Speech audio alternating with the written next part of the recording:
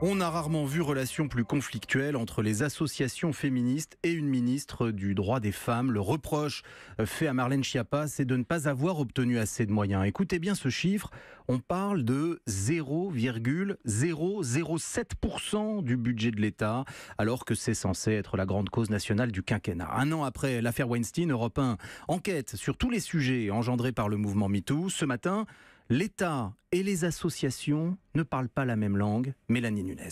La parole s'est libérée, les demandes se sont multipliées, mais les subventions ne suivent pas. Exemple à Lorient, un lieu d'accueil a fermé il y a quelques mois. À Lille, une association a dû lancer un appel aux dons.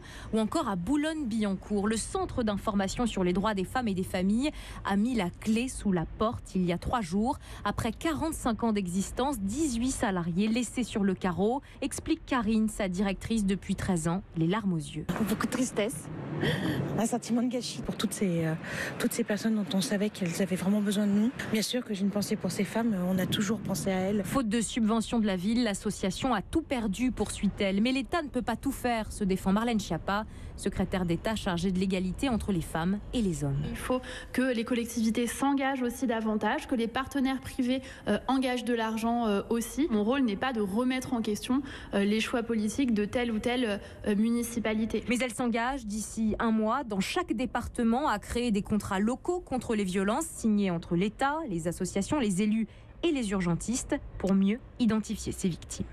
Enquête signée Mélanie Nunes. Et puis cette information dans Ouest France ce matin, MeToo atteint même le Parlement européen. David, commentaire déplacé, attouchement.